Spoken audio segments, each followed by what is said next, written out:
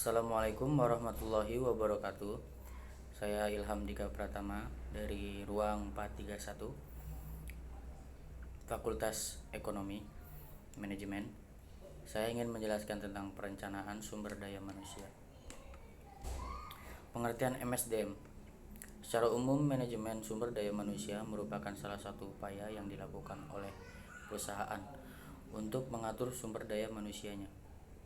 Sumber daya ini diarahkan untuk mencapai tujuan perusahaan yang telah ditetapkan sebelumnya. Perencanaan SDM. Perencanaan sumber daya manusia adalah suatu proses sistematis yang digunakan untuk memprediksi permintaan dan penyediaan SDM di masa mendatang. Tujuan perencanaan SDM: menghubungkan SDM yang ada untuk kebutuhan perusahaan pada masa yang akan datang untuk menghindari mismanagement dan tumpang tindih dalam pelaksanaan tugas. Manfaat perencanaan SDM. Yang pertama, meningkatkan efektivitas dan efisiensi pendayagunaan SDM. Yang kedua, meningkatkan penghematan biaya. Yang ketiga, memastikan kebutuhan SDM yang kompeten. Yang keempat, mendorong terbangunnya sistem informasi SDM yang akurat. Yang kelima, meningkatkan koordinasi antar SDM. Dan yang terakhir, menciptakan suasana kebersamaan. Faktor yang mempengaruhi perencanaan SDM. Yang pertama, perkembangan ekonomi. Contoh, tingkat inflasi, pengangguran, dan tingkat bunga. Yang kedua, kondisi sosial politik. Yang ketiga, perkembangan teknologi. Yang keempat, para pesaing. Contoh, pembajakan. Manajer akan memaksa perusahaan untuk selalu menyiapkan penggantinya melalui antisipasi dalam perencanaan sumber daya manusia. Fungsi-fungsi perencanaan. Yang pertama, peramalan. Kedua, penetapan tujuan. Yang ketiga, pemrograman. Yang keempat, penjadwalan. Proses perencanaan SDM. Peramalan kebutuhan.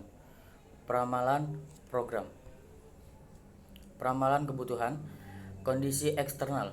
Contoh, ekonomi politik, undang-undang penduduk dan angkatan kerja, pasar dan angkatan kerja, pembangunan teknologi.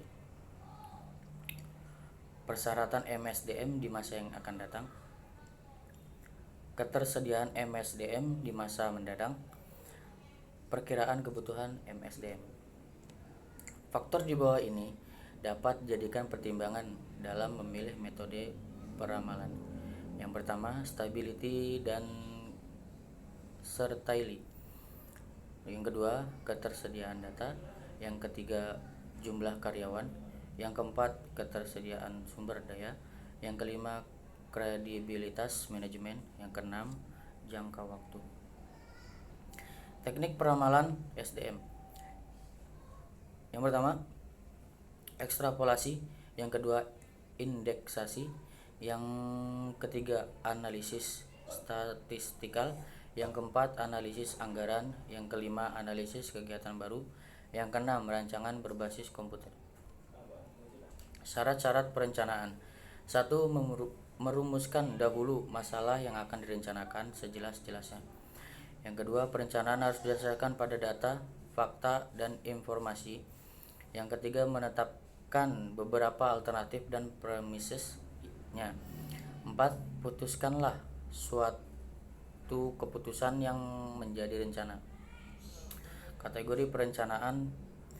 Yang 1, physical planning. Perencanaan mengenai tata susun perusahaan, gedung-gedung, tempat kerja. Yang kedua, functional planning. Perencanaan mengenai sifat bagian-bagian yang berhubungan dengan fungsi-fungsi tertentu dalam perusahaan. Yang ketiga, comprehensive planning. Perencanaan yang mencakup perusahaan secara keseluruhan dan faktor-faktor eksternal yang mempengaruhi usaha-usahanya. Dan adapun keputusan perencanaan sumber daya manusia, yaitu kecerdasan atau intelligence, kemampuan untuk menyadari atau menemukan sesuatu. Pemilihan atau choice, kemampuan untuk memilih dan dari berbagai alternatif pengambilan keputusan yang akan diambil. Perancangan, desain, kemampuan untuk membuat beberapa alternatif pemecah masalah perencanaan SDM. Yang pertama, kemampuan perusahaan. Yang kedua, perkembangan teknologi. Yang ketiga, perubahan konsumen. Yang keempat, perubahan angkatan. Prinsip perencanaan kerja. Tujuan perencanaan SDM harus dihubungkan dengan program dan kegiatan bisnis yang dikembangkan oleh setiap unit kerja. Yang kedua, penetapan persyaratan atau kualifikasi SDM yang tepat harus dirancang dan dipergunakan dalam rekrutmen dan seleksi. Yang ketiga, proses perencanaan SDM harus juga disertai dengan prediksi permintaan demand dan persediaan atau supply pasar tenaga kerja atau internal dan eksternal. Langkah-langkah perencanaan SDM. Yang pertama, perencanaan untuk kebutuhan masa depan. Kedua, perencanaan untuk keseimbangan masa depan. Yang ketiga, perencanaan untuk pengadaan dan seleksi. Yang keempat, perencanaan untuk pengembangan. Metode perencanaan SDM. Satu, metode yang pertama sering disebut sebagai metode trend analysis. Metode ini digunakan untuk memprediksi kebutuhan rekrutmen baru berdasar tren jumlah karyawan di masa lalu. Yang kedua, metode yang kedua adalah ratio analysis. Metode ini digunakan untuk memprediksi jumlah rekrutmen baru berdasar rasio antara faktor tertentu. Perencanaan program meliputi dua hal, yaitu manajemen kinerja dan manajemen karir.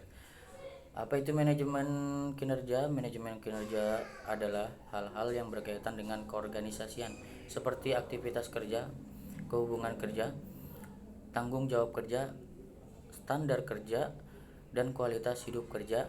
Penilaian kerja yang terdiri dari perencanaan dan tujuan kinerja, bimbingan, dan evaluasi. Manajemen karir adalah sistem dan kebijakan perusahaan yang terdiri dari rekrutmen, seleksi dan penempatan, promosi dan transfer, diklat dan pengembangan, serta pemberhentian atau pensiun.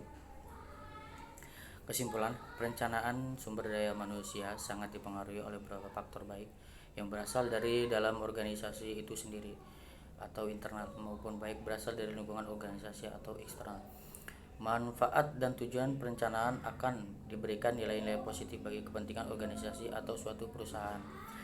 Perencanaan SDM sebagai suatu kegiatan merupakan proses bagaimana memenuhi kebutuhan tenaga kerja saat ini dan masa datang bagi sebuah organisasi.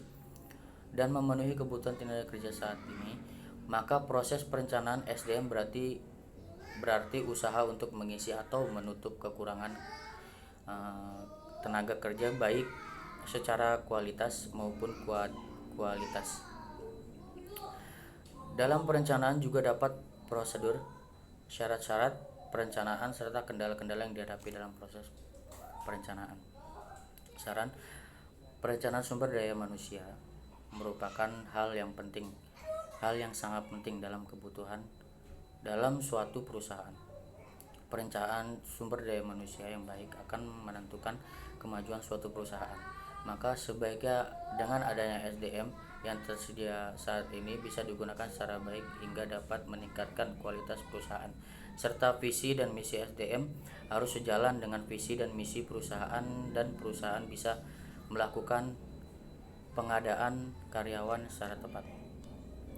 Sekian penjelasan dari saya tentang perencanaan sumber daya manusia.